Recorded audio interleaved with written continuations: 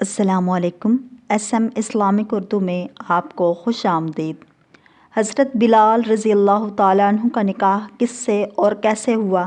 دلچسپ واقعہ، مگر اس سے پہلے آپ نے ہمارے چینل SM اسلامک اردو کو سبسکرائب نہیں کیا تو سبسکرائب کر لیں تاکہ ایسی اسلامک ویڈیوز آپ تک پہنچتی رہیں۔ یمن کے قیام کے دوران سیدنا بلال رضی اللہ تعالیٰ عنہ کے دل میں نکاح کا خیال پیدا ہوا۔ چنانچہ وہ ایک دوشیزہ ہند کے والدین کے پاس گئے اور ان کی بیٹی سے نکاح کی خواہش کا اظہار کیا۔ لڑکی والوں نے پوچھا، تم کون ہو اور کہاں کے رہنے والے ہو؟ انہوں نے کہا، میں بلال بن رباح ہوں اور رسول اکرم صلی اللہ علیہ وآلہ وسلم کا ایک صحابی ہوں۔ میں ایک غلام تھا، میرے رب نے مجھے آزاد کر دیا۔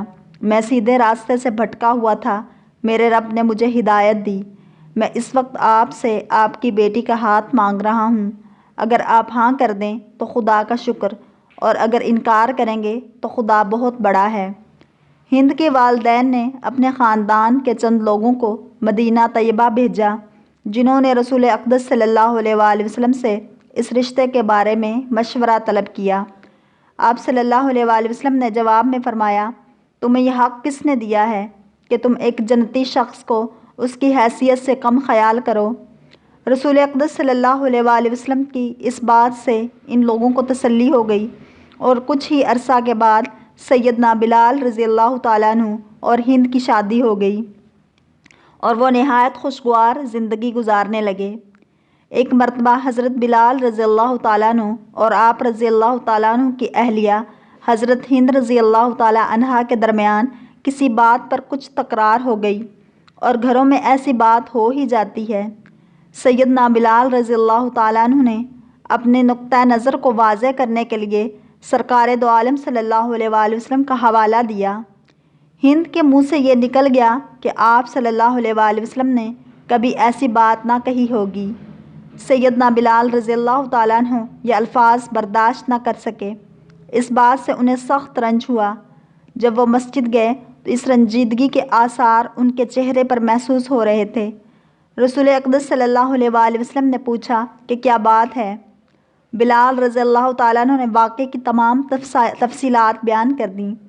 آپ صلی اللہ علیہ وآلہ وسلم ان کے گھر تشریف لے گئے۔ اس وقت حضرت بلال رضی اللہ تعالیٰ عنہ گھر پر نہ تھے۔